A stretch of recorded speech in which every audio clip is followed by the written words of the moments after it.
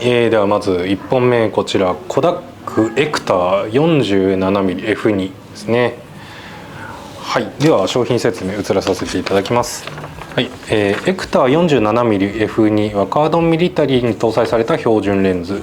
4群6枚変形ガウス型の設計になっています。カードンミリタリーは1940年代にアメリカのプレミアインストゥルメント社が製造し、アメリカ陸軍通信隊に供給していたライカコピー機になります。はい、第二次世界大戦中の1941年、連合国軍であるアメリカは枢軸国ドイツとの戦争でドイツ製カメラの入手ができなくなった。そこでアメリカはこの窮地を乗り切るために自国ニューヨーク州にあるエルンストライツ社を差し押さえ、カメラを押収。エクターはライカ 3A のカメラを模倣したコピー機として製造したと。はい、エルンストライツの下請けであるプレミアインストゥルメント社の、社長のピーター・カードンはライツの生産設備ラインを使おうとしたんですけれど、修復不能な爆撃の影響を受けていたと。ライツ製品は熟練職人の手作りで製作されていたため、当時のアメリカの技術やライカ 3A を大量生産することは困難だった。そこで大量生産できるよう新しくカメラを設計し直したアメリカ版コダック製エクターのレンズを搭載し、カメラのカードンミリタリーとして、再設計した。はい、そして1945年にカードンミリタリーのサンプルが完成したとほぼ同時に第二次世界大戦が終結。カードンミリタリーの契約をキャンセルしたため、カードンミリタリーはわずか千数百台が生産されるだけで、生産終了、少ないですね。またカードンには、民間向けのシビリアンモデルと軍用のミリタリーモデルが存在する。軍用カードンに搭載されたエクターレンズはヘリコイドギアが、正面左下にあるが、民間用のシビリアンは、右上に来るようになるんですね。じゃあ早速なんですけれども、作例いってみましょう。はい、やっぱりにじみが出るレンズっていうのをなんとなく知ってたんですけど、やっぱりにじみ出てますね。じわじわで、やっぱりこうそうですね、結構無限に近い状況で撮影したんですけれど、結構周辺はちょっと流れていくようなイメージですかね。右端の男性女性とか左下の男性とかも結構ちょっと流れた感じのにじみ方してますね。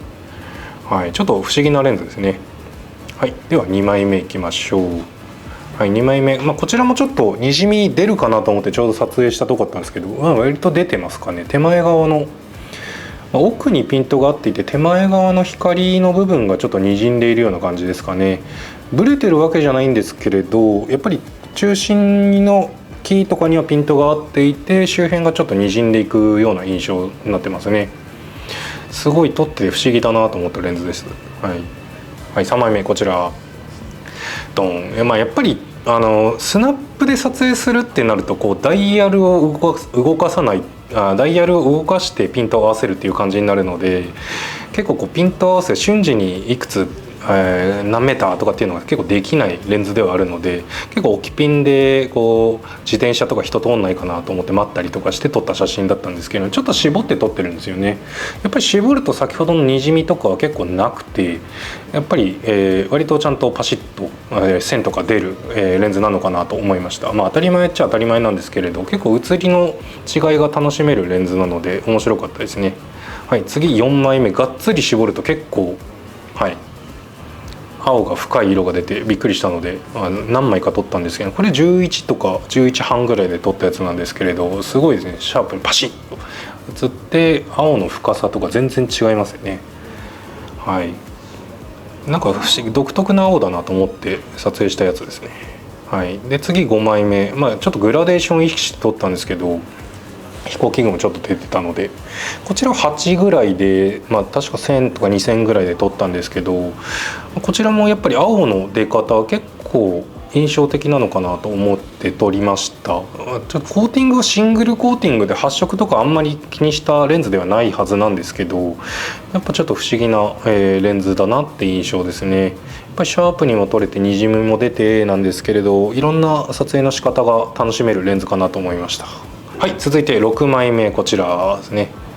ちょっと奥行きの、ボケとかを出したかったので、手前のところにピントを合わせたんですけど、ちょっとだけ流れるような印象ですかね。シュッシュッシュッなんか渦巻くほどじゃないんですけれど、でやっぱり開放とかだとこういった癖の出方とかも楽しみやすい、レンズだなと思います。絞りによって全然写り違うので結構使ってて飽きないレンズなのかなと思います。はい、やっぱり、このレンズなんといっても特徴、このダイヤルでピント合わせしていただかないとヘリコイドを傷んじゃうので、ぜひこちら操作する際はここでぜひ。ただやっぱりピント合わせとかする際は無限遠から最短までがものすごく回転が多いのでちょっとそれだけ大変なんですけれど、やっぱり先例を見ていただいた通り結構使っていて楽しいレンズなので、そういったのも、このレンズを使う楽しさとして、ぜひ楽しんでいただければなと思います。はい、結構レチナの、2A から取り出したものを M マウント改造しているレンズとかは結構よく見るんですけれど、本当に同じスペックで 47mmF2 なんですけれど、こちらは本当にオリジナルのものっていうのが、いいところですね。あちらだと本当に10万円前後で市場であったりするのかなってところなんですけれども、はい、こちらも見た目の面白さやっぱりこちらですね。はい、ダイヤル、はい、これ楽しんでいただけ所有欲も満たせるんじゃないかなと思います。ぜひご検討ください。